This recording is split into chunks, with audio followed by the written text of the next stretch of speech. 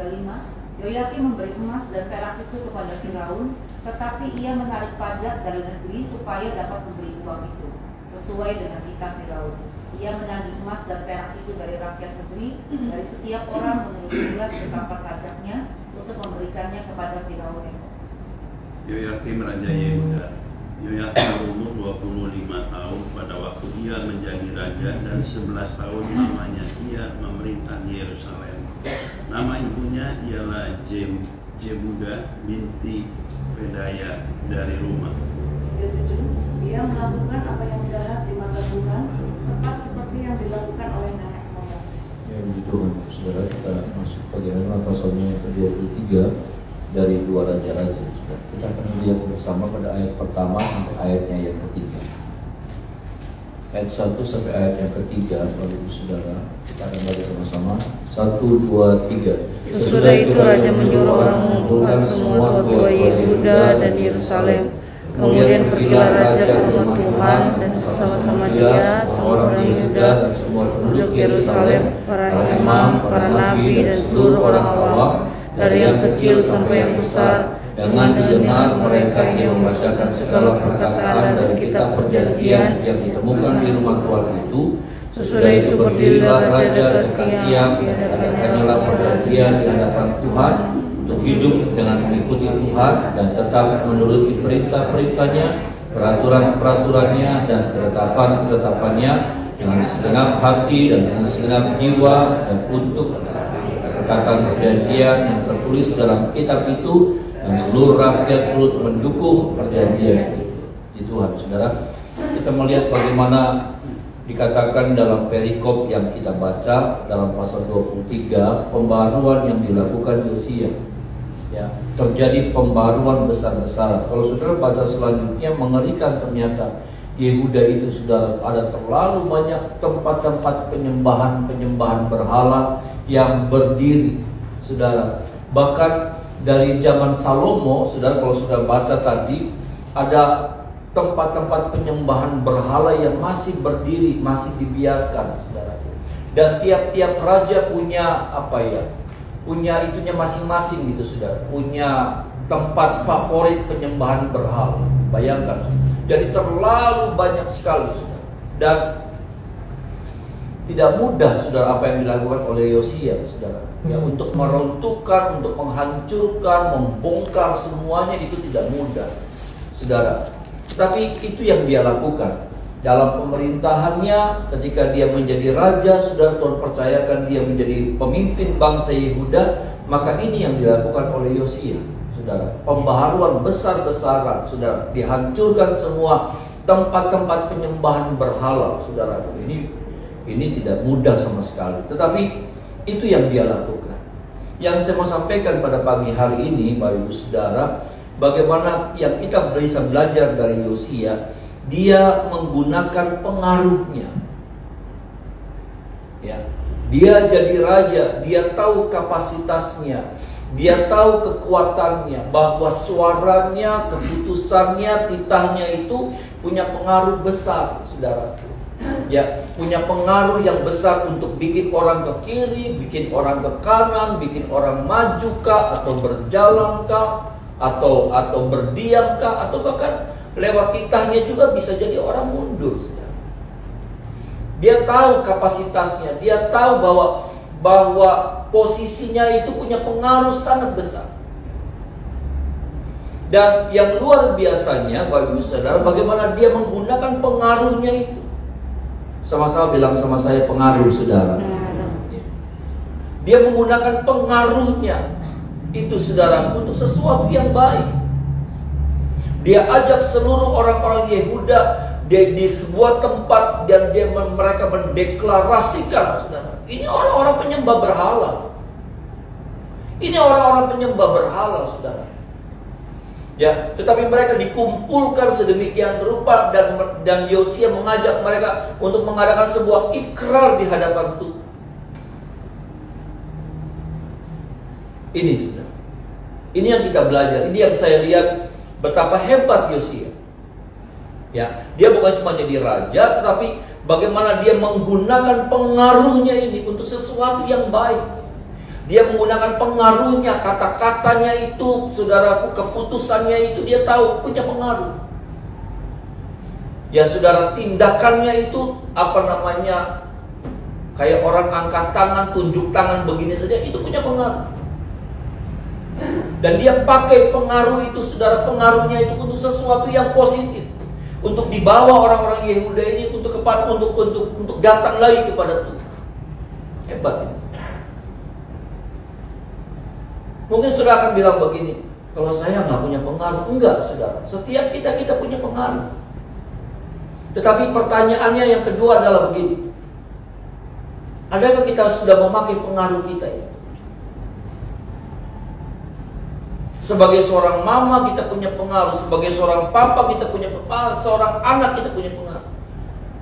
Binatang saja bisa mempengaruhi kita, Pak saudara. Saya punya kenalan ya saudara, yang teman. Ya. Dia sayang sama anjing, mereka nggak punya anak suami istri. Ya, ada kayak popot, ya, English bulldog, anjingnya. Mereka sudah anggap anak. Sampai apa saudara? Sampai mereka nggak suka keluar negeri. Tadinya mereka suka keluar negeri, mereka punya banyak uang. Sampai mereka nggak mau keluar negeri. Kenapa? Karena nggak mau ninggalin ya anak mereka. Tapi kalau mau keluar kota juga mikir, kasihan. Pengaruh.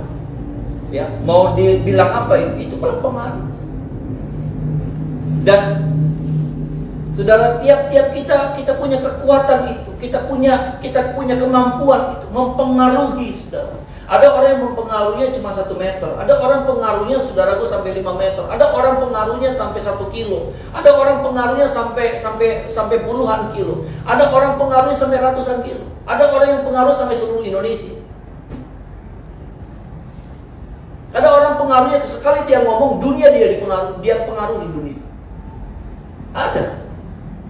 Ada yang dia kalau ngomong paling cuma keluarganya yang terpengaruh, tapi tetangga nggak bisa. Dia bisa bicara dan dia mempengaruhi orang, gereja, komunitas. Benar, saudaraku, pengaruhnya besarannya, saudara, luasannya, cakupannya beda-beda, tetapi tetap kita punya pengaruh. Bisa bilang amin, saudara. Kita punya pengaruh. Kita bisa mempengaruhi orang. Tetapi pertanyaannya, saudaraku, memang Yosia dia punya pengaruh untuk satu bangsa. Tetapi pertanyaan begini, adakah waktu itu Yosia memutuskan untuk memakai? Dan dia memutuskan untuk memakai pengaruhnya.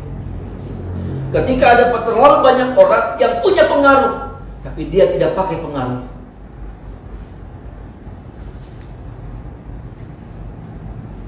Sebagai seorang istri punya pengaruh, tapi tidak dipakai.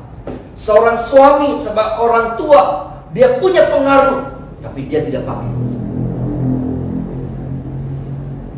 Ini yang jadi masalah.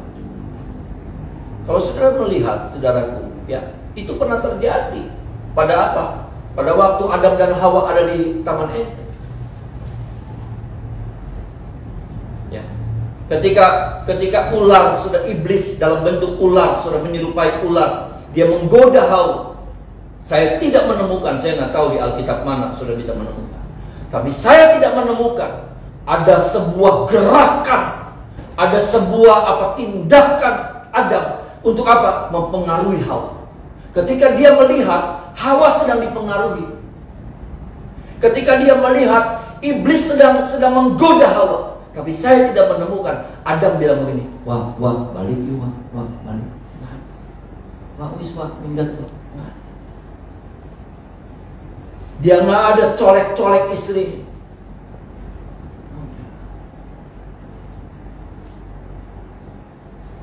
Saat itu apa? Dia berdiam. Ini ngeri, saudara. Kalau saudara membayangkan, ya saudara, ini ngeri. Nah, orang yang tidak memakai pengaruhnya, ini akibatnya. Ini kalau saudara dan saya tidak memakai pengaruh kita, ketika kita punya pengaruh, tapi kita tidak memakai itu, maka akibatnya fatal. Lihat, apakah yang terjadi hanya Hawa yang mengalami akibat itu? Adam. Jangan saudara pikir kalau saudara sebagai suami, kalau saudara sebagai orang tua tidak memakai pengaruh saudara, lalu kemudian cuma anak saudara, cuma istri saudara, cuma semua suami saudara yang ngalamin akibat yang buruk. Saudara dan saya juga akan alami.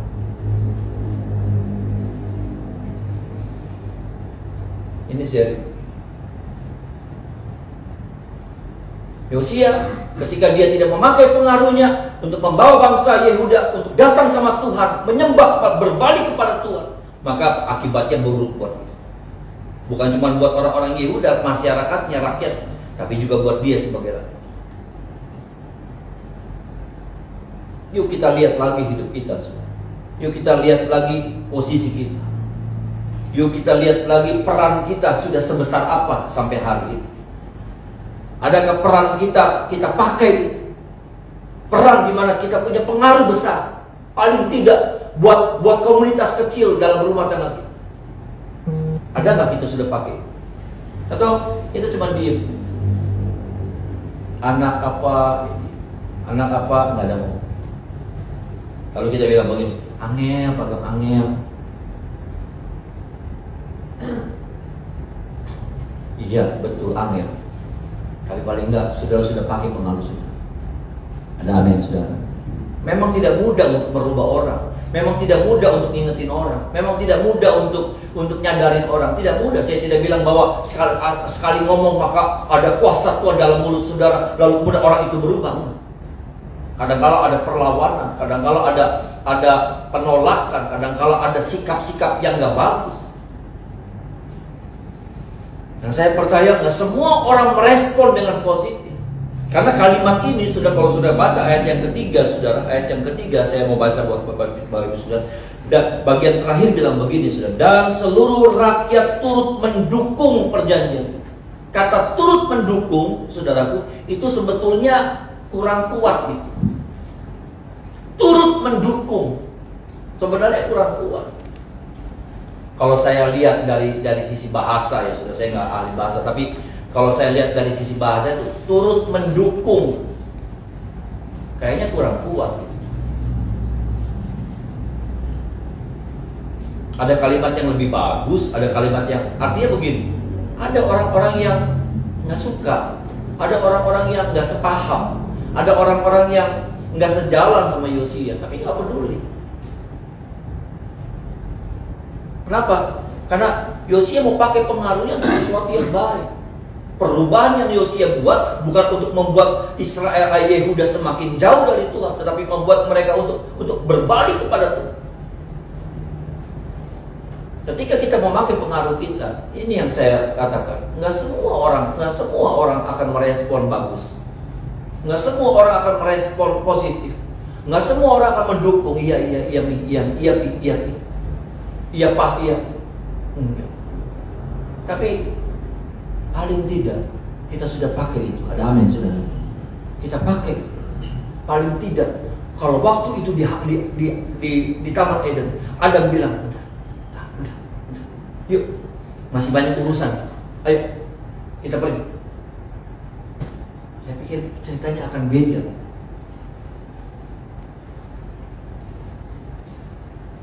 Adam nggak sama sekali lakukan sekecil sesuatu yang kecil, dan tindakan yang kecil pun dia tahu. Paling nggak Adam bisa begini. Itu sudah menunjukkan Adam lagi boring dengan pembicaraan Hawa dengan ular. Atau dia gesek-gesek tanah. Ya, kalau orang boring kan gitu, gesek-gesek, tendang-tendang batu, nggak ada. Adam cuma diem. Ketika harusnya Adam berbuat sesuatu. Ada banyak orang tua diam ketika anak-anaknya nggak ke gereja. Maaf nih saudara.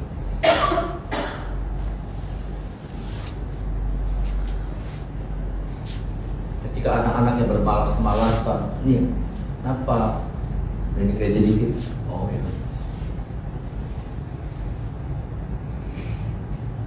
Ini saya bicara tentang pengaruh. Bagaimana engkau menggunakan pengaruh itu?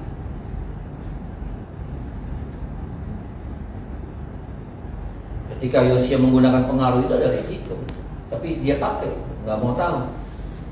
Dia harus lakukan, dia harus pakai, dia harus gunakan pengaruh.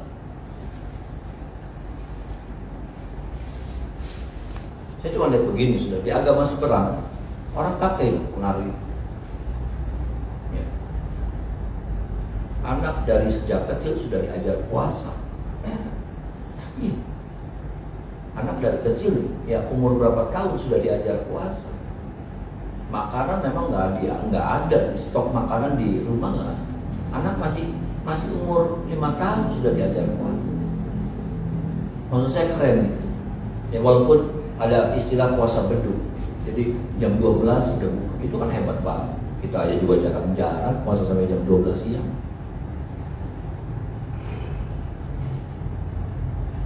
Mulai diajar tuh yang namanya baca.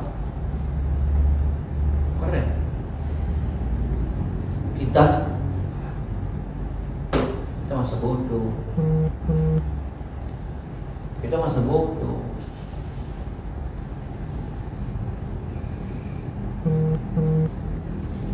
Nggak ada tuh yang namanya nanya anak udah doa jangan lupa. Habis nggak pernah. Nggak tahu tuh sudah. Semoga ada. Jangan lupa ibadah. Besok Sabtu kita telepon. Besok ibadah jangan lupa. Ada begitu. Masih suka doa nggak kalau pagi? Sampai hari ini biar anak saya sudah pendeta pembantu, sudah saya mesti ingetin. Tapi bangun, udah doa dulu. Baca firman. Sikapnya nggak suka, mukanya apa, bagaimana, saya harus pakai. Karena saya akan berdosa, saya akan bersalah, saudaraku, kalau saya tidak memakai pengaruh saya itu. Dan saya harus cukup memakai kapasitas saya mempengaruhi saudara, jemaat Tuhan. Untuk apa? Datang sama Tuhan, untuk jalan di dalam jalannya. Saya harus pakai. Saya harus pakai ketika kapasitas saya lebih besar lagi jadi ketua sinode seluruh Indonesia. Saya harus pakai.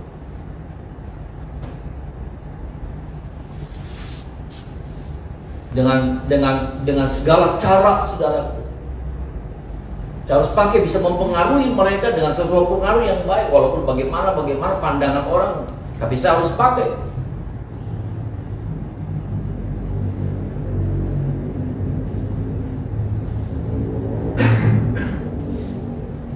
Kami punya tim, saudara, tim buat munas, ya, karena nanti kan pemilihan. Saya mesti pakai kapasitas saya untuk apa? Untuk bikin adem orang-orang saya. Supaya mereka tetap pakai cara firman. Ketika mereka sudah, ya kadang-kala emosi lah, kadang-kala daging yang bekerja, kadang-kala mulut sudah nggak bisa dikendalikan. Tapi saya harus pakai. Dalam nama Yesus saya sampaikan ini, sudah. Saya tidak memakai kapasitas saya untuk semakin memprovokasi mereka, memanas-manasi mereka. Demi saya menjadi orang yang berdosa kalau saya pakai pengaruh saya untuk memprovokasi mereka demi saya.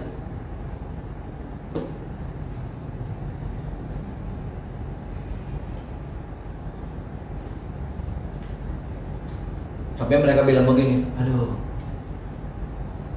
kalau nggak diingetin sih. Iya, kita harus diingetin. Saya harus pakai kapasitas saya untuk sesuatu yang baik. Amin, saudara. Saudara harus pakai kapasitas saudara untuk sesuatu yang baik. Jadi seorang pemimpin kah? Jadi seorang leader atau apalah, saudara. Jadi apa ada partner kerjasama. Saudara pakai itu, kehadiran saudara bagaimana? Kehadiran saudara bisa mempengaruhi mereka, orang-orang ini untuk sesuatu yang positif. Jangan diam. Jangan cuma nonton. Kenapa? Karena kalau terjadi sesuatu, engkau dan saya juga akan mengalami.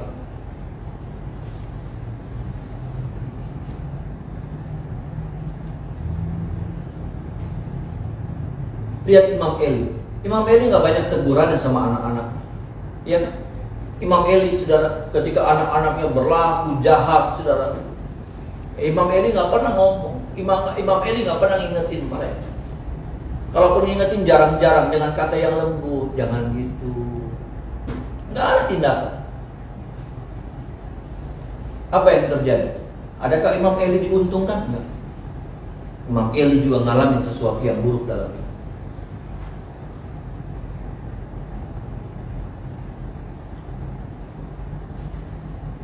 Saya cuma ingatkan Pak Ibu Saudara, ya, sebagai hamba Tuhan, saya diingatkan sama Tuhan, dan saya juga harus ingatkan kepada Bapak Ibu Saudara untuk memakai peran, memakai pengaruh ini dengan sebaik-baiknya. Karena ketika mau memakai peran sebaik-baiknya, ada keindahan di sekitar hidup saudara dan saya. Ada amin saudara. Paling tidak dalam radius berapa ada keindahan yang kita bisa nikmati.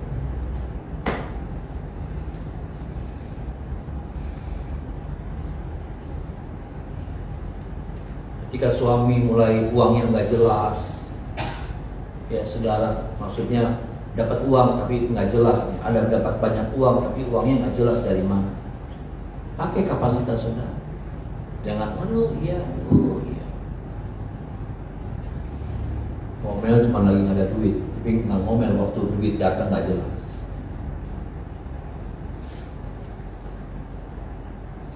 Ini yang saya mau bilang. Bagaimana kita memakai kapasitas kita. Kita bukan cuma firman itu mempengaruhi hidup kita, ya saudara, pribadi kita, saudara, seorang diri saja, tapi bagaimana firman yang sudah mempengaruhi hidup kita, dan hidup kita sudah dipengaruhi sama firman, dan hidup kita ini mempengaruhi orang-orang di sekitar kita. Lewat perkataan.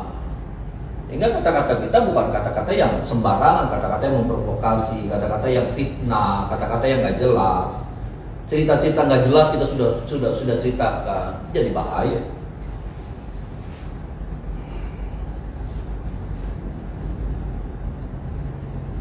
Ini yang kadang-kala kita pakai, pengaruh yang kita pakai malah pengaruh yang buruk.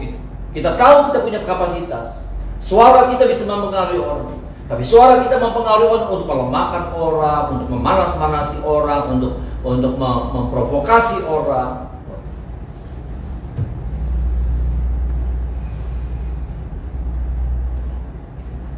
Ini sama-sama kita lihat pagi hari ini sebelum kita melanjutkan perjalanan hidup kita di hari-hari ke depan. Kita mau lihat lagi nih seperti apa hidup kita. Saya sudah, kalau sudah memakai pengaruh itu, puji Tuhan, pertahankan. Ada amin sudah. Pertahankan.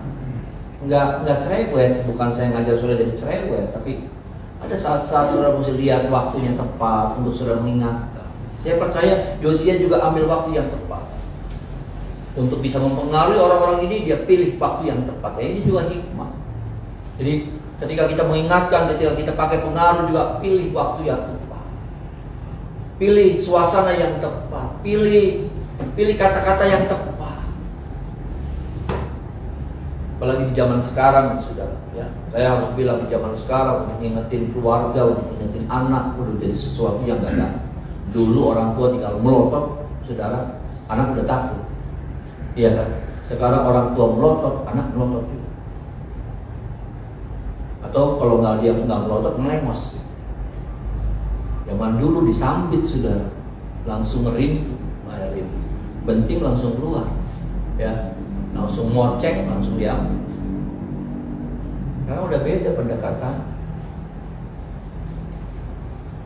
Saya kalau ngomongin anak, nasihatin anak, saya mesti bawa muter dulu, ngobrol tentang apa dulu, ya, ujung dunia dulu, saudara, ya, ujung dunia dulu, nanti baru. Saya mesti hati-hati. Ya maaf, saudara, anak-anak kita lebih pintar dari kita. Ya, kita mau ngomong apa dia udah baca. Kita mau ngomong apa dia udah istilahnya gini, udah defense-nya tuh, pertahanannya udah dibuat dulu benteng.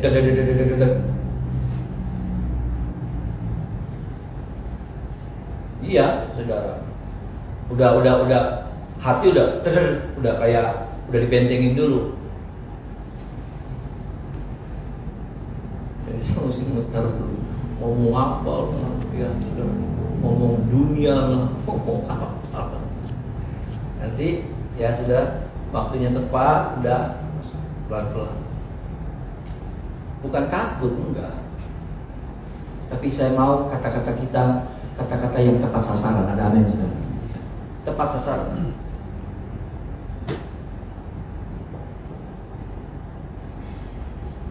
Dan butuh ekstra, kerja ekstra. Untuk itu butuh kerja ekstra. Butuh kesabaran, butuh pengorbanan. Tapi saya percaya saudara, hasilnya pasti luar biasa. Ada amin saudara? Hasilnya pasti luar biasa. Kalau kita bisa mempengaruhi orang, hasilnya memuaskan hati Tuhan, memuaskan kita, dan ada berkat juga yang saya percaya Tuhan sediakan buat saya dan saudara ketika kita melakukan apa yang seharusnya kita kerjakan dalam hidup ini. Sebagai orang tua kah, sebagai suami kah, sebagai istri kah, sebagai anak, peran anak juga punya pengaruh. Sebagai apa? Dan tolong kita Bapak Ibu Saudara, ya. Bukan untuk mengajar-ngajar yang bagaimana, tapi hanya untuk mengingatkan kita bahwa kita punya potensi. Potensi apa itu? Mempengaruhi orang. Dan setiap kita punya kekuatan, punya kemampuan, punya daya yang seperti itu. Ya, yang tadi saya katakan ada yang cuma satu kamar kapasitasnya. Ada yang lebih luas lagi, ada yang lebih luas lagi, ada yang jauh gitu. Tapi nggak jadi masalah, saudara. Nggak jadi masalah. Nggak jadi ukuran. Masalahnya ada orang-orang yang tadi saya katakan, ada orang-orang yang punya pengaruhnya ketika dia ngomong dia bisa mempengaruhi dunia, tapi dia nggak pakai, atau dia pakai tapi untuk sesuatu yang negatif, buruk. Jadi nggak ada arti kan? Lebih berarti ketika sudah hanya bisa mempengaruhi satu ruangan gitu. Tapi kata-katamu membuat orang yang lemah jadi kuat. Ada amin saudara. Membuat orang yang putus asa dibangkitkan lagi. Orang yang udah ninggalin Tuhan balik lagi sama Tuhan. Keren saudara. Iya. Kata-kata saudara ya nggak ngajar, ya sudah dikasih hikmat sama Tuhan, cuman bersaksi, aduh saya juga lemah, tapi Tuhan tuh baik. Cuman cerita begitu, nggak berkhotbah sama mereka. Tapi kata-kata kita diatur, dipimpin sama Roh Kudus, sehingga orang-orang yang ya udah kehilangan hati sama Tuhan, jadi muncul lagi cintanya sama Tuhan, muncul lagi gairahnya sama Tuhan, muncul lagi kerinduannya sama Tuhan. Nggak banyak yang sudah bisa menangkan, nggak 10 orang, cuma 1 orang. Tapi itu berharga di mata Tuhan. Ada amin saudara. Itu sesuatu yang indah sekali di mata. Mungkin saudara nggak kayak Yosia yang bisa mempengaruhi satu bangsa, enggak. Saudara cuma bisa 1 orang. Tapi itu sesuatu yang luar biasa saudara. Mari kita